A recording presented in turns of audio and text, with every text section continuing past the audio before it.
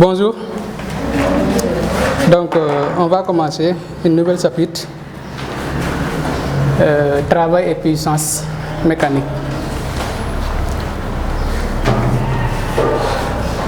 D'abord,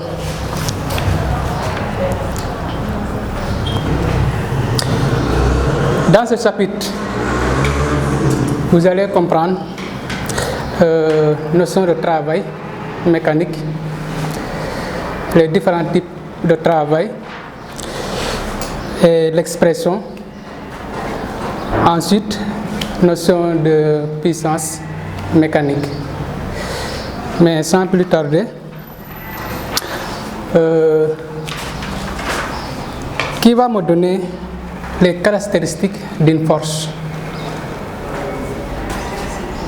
Quelles sont les caractéristiques d'une force?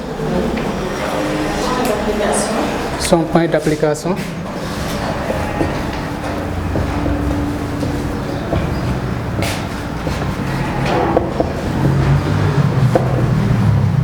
Oui. Sens. Oui. Intensité. Et quoi? Et ça?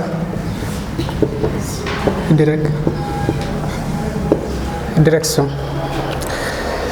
Dans ce chapitre, on va parler du point d'application. Si je prends ce matériel, je le fais déplacer. J'applique une force sur ce matériel. Ensuite, je le fais déplacer. Qu'est-ce qui se passe?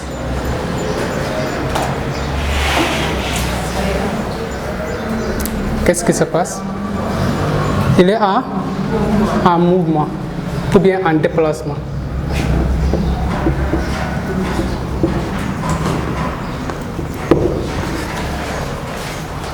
À part ça, qu'est-ce qui fait déplacer l'éponge? C'est là.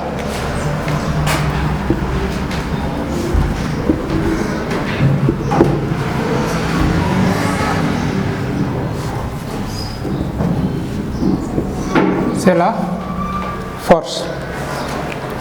J'applique une force, je tire vers moi. L'éponge se déplace. Le fait que l'éponge se déplace, il y a le point d'application, le déplacement et la force qui fait déplacer l'éponge. C'est ça qu'on appelle travail.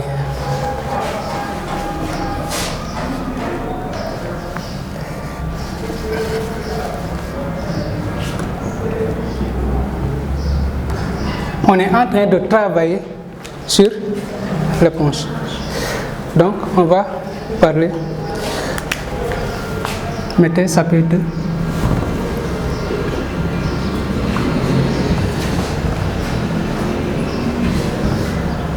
P5.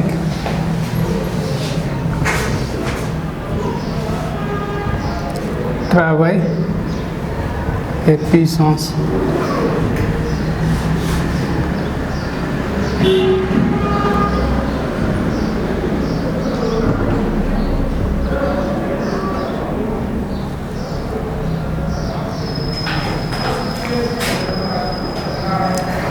Mettez grand 1.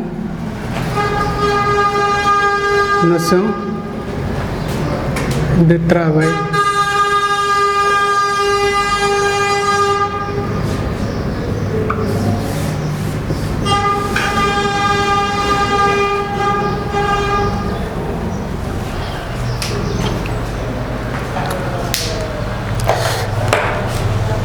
Prenez l'expérience.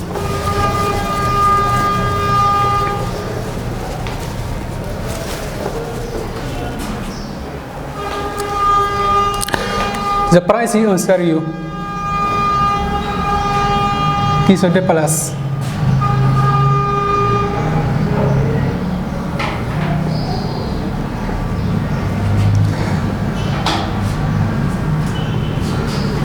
On le déplace d'un point A à un point B. Voici la direction du déplacement, le sens. Je prends un sérieux, j'applique une force F.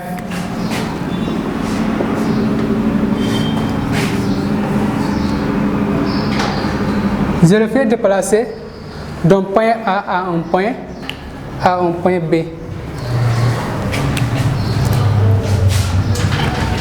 Ou bien, nous prenons une bille.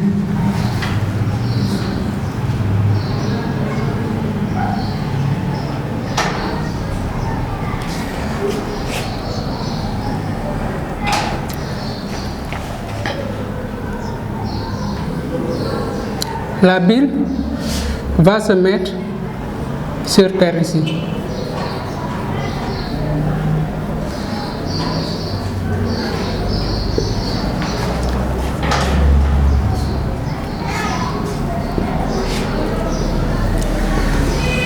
J'ai laissé la bille d'un point O à un point O'.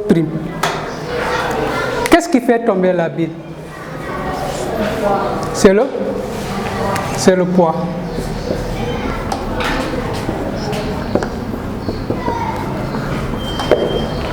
Est-ce que la bille est en train de travailler ou pas?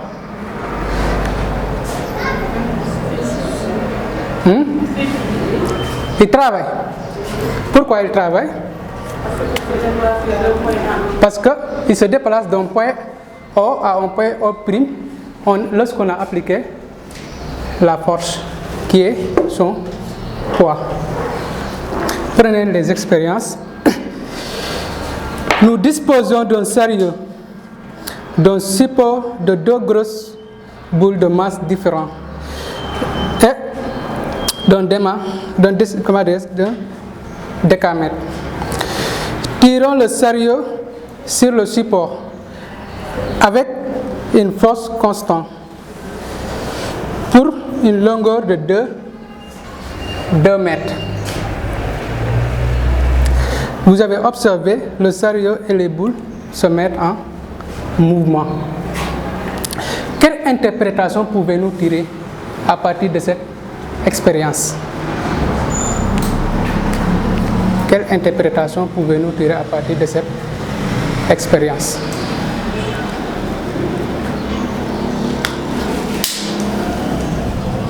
Tout à l'heure, on a parlé mouvement ou bien déplacement, force, point d'application. Ça, c'est le point d'application. Ça, c'est la force.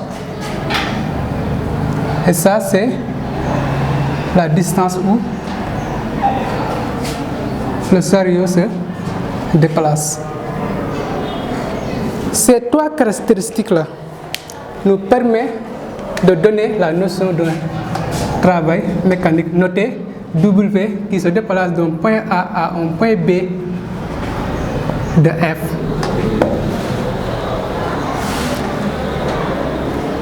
C'est la notion de travail qui est égale à la force multipliée par la distance parcourue par la force. Ces forces, interprétation, on va interpréter. Ces forces,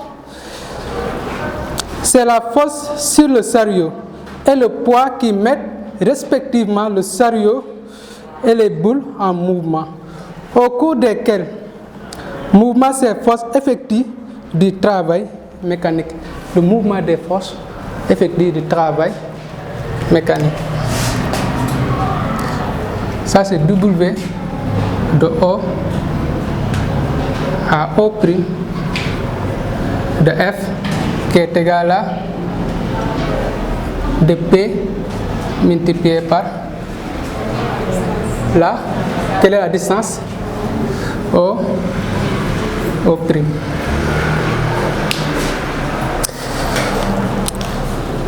On peut conclure. Une force fournit du travail mécanique lorsque son point d'application se déplace. Lorsque son point d'application se déplace. J'ai une question à vous poser. Si je mets une force sur la table, est-ce que cette force que j'ai mise sur la table fournit du travail ou pas. Et pourquoi? Parce qu'il n'y a pas de déplacement. Donc retenez, pour qu'il y ait travail, il faut qu'il y ait déplacement, point d'application et force. C'est bon. Mettez. Ça c'est petit 1. Travail d'une force.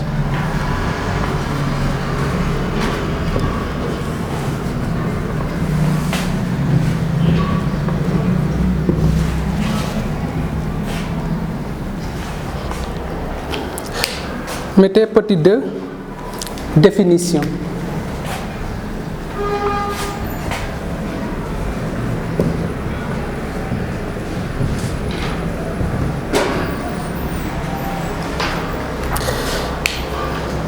Définition.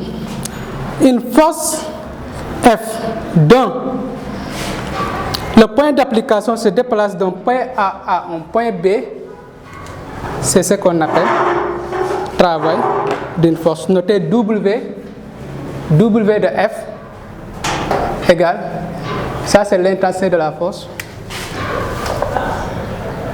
c'est l'intensité multipliée par le déplacement. Il s'exprime en, son unité s'exprime en joule. S'exprime en joule. Notez J. Il y a aussi des multiples de cette unité, comme le kilojoule,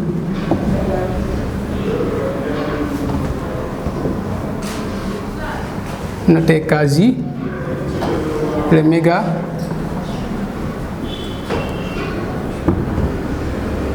joule, notez mJ.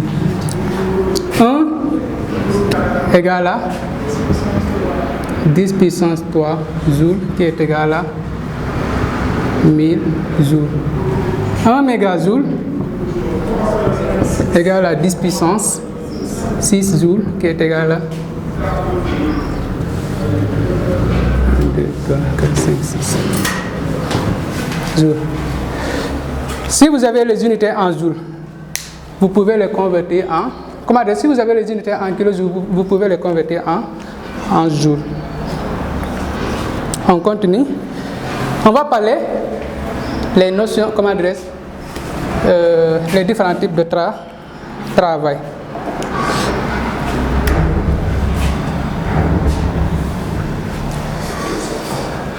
Travail d'une force constante collinaire au déplacement.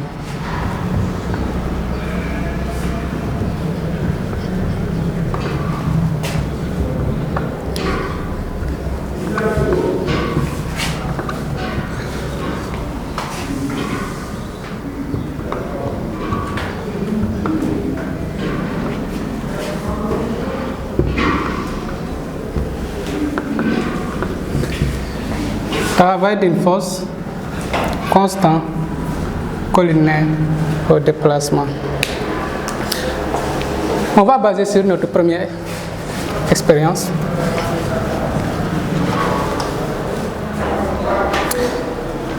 Une force qui est collinaire au déplacement, comme celui-là, c'est la force.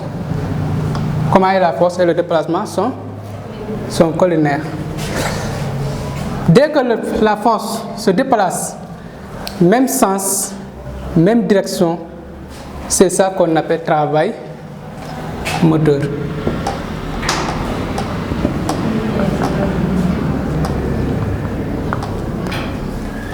Même sens, même direction, c'est ça qu'on appelle travail moteur.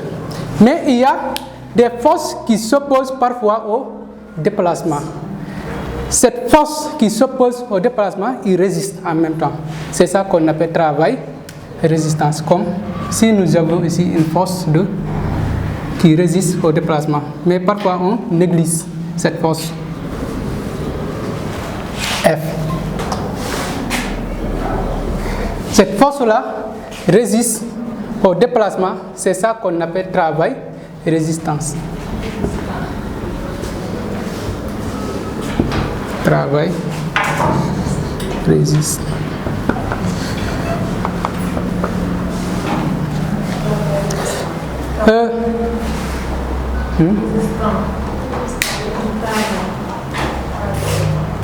Il résiste.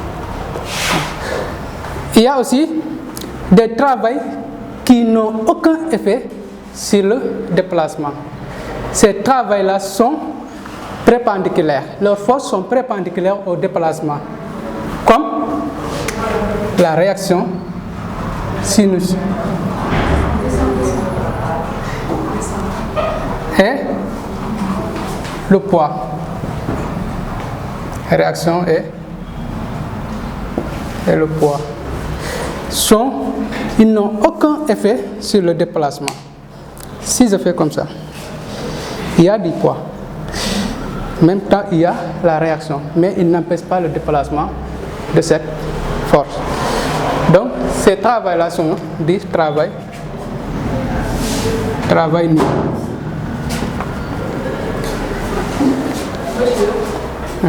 Par exemple, si on a un objet dont le poids est supérieur à la force appliquée, est-ce qu'il y aurait déplacement? Il n'y aura pas de déplacement.